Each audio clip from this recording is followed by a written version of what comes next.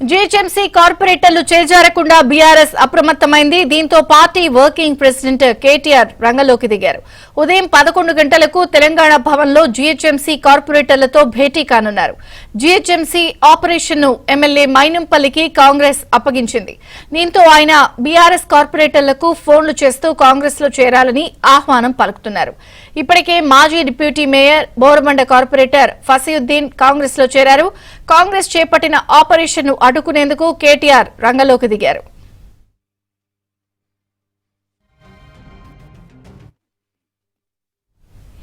GHMC కార్పొరేటర్లు చేజారకుండా BRS అప్రమత్తమైంది. మరిన్ని వివరాలు మా ప్రతినిధి నరసింహరావు అడిగి తెలుసుకుందాం. నరసింహరావు. విజయ చంద్రిక, మొన్నటి అసెంబ్లీ ఎన్నికల్లో ఎక్కడైతే బలహీనంగా వెనుకబడినట్లుందో అధికార కాంగ్రెస్ పార్టీ అక్కడ స్పెషల్ ఫోకస్ పెట్టి ఆపరేషన్ ఆకర్షకు తెరలేపినట్లుగా స్పష్టంగా అర్థమవుతుంది. అందులో భాగంగా ఉమ్మడి రంగారెడ్డి, హైదరాబాద్ పైన ప్రత్యేకమైనటువంటి దృష్టిని కాంగ్రెస్ పార్టీ నాయకులు సారించారు.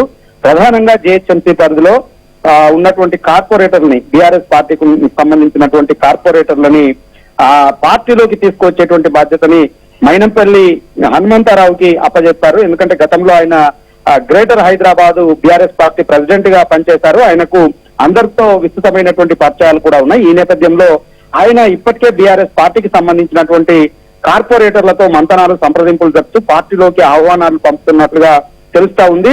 ఈ విషయం బీఆర్ఎస్ పార్టీ అధినాయకత్వానికి తెలియడంతో అప్రమత్తమైంది. సో ఒకవైపు కాంగ్రెస్ పార్టీ ఆపరేషన్ ఆకర్షకు తెరలేపితే దాన్ని అడ్డుకునేటువంటి వ్యూహాల్ని బీఆర్ఎస్ పార్టీ అనుసరిస్తుంది. అందుకోసము BRS party working president KTR స్వయంగా రంగంలోకి దిగారు.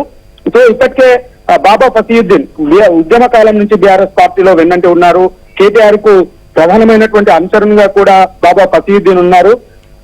డిప్యూటీ మేయర్ గా పనిచేశారు. సో ఇటీవల ఆయన పార్టీకి రాజీనామా చేసి కాంగ్రెస్ పార్టీలో చేరిపోయారు. అదే బాటలో చాలా మంది కార్పొరేటర్లు కూడా చేరేందుకు సన్నద్ధమవుతున్నట్లుగా సమాచారం అందుకున్నటువంటి బీఆర్ఎస్ పార్టీ అధిష్టానం అప్రమత్తమైంది, అలర్ట్ అయింది. వెంటనే కేటీఆర్ రంగంలోకి దిగారు. ఈ రోజు ఉదయం 11 గంటలకి జీహెచ్ఎంసీ పరిధిలోని కార్పొరేటర్ అందరితో కూడా ఆయన సమావేశం పెడతా ఉన్నారు. ఈ సమావేశంలో వారికి ఒక భరోసా కల్పించి పార్టీ నుంచి ఎవరు వీడిపోకుండా ధైర్యం చెప్పేటువంటి ప్రయత్నాన్ని చేసేటువంటి అవకాశం ఉన్నట్లుగా తెలుస్తా ఉంది. అయితే మరి చూడాలి, బీఆర్ఎస్ పార్టీకి సంబంధించినటువంటి వర్కింగ్ ప్రెసిడెంట్ చేసేటువంటి ప్రయత్నాలు ఏ మేరకు ఫలిస్తాయి ఏంటి అనేటువంటిది వేచి చూడాల్సి ఉంటుంది. విజయ చంద్రిక. Thank you Narasimharao.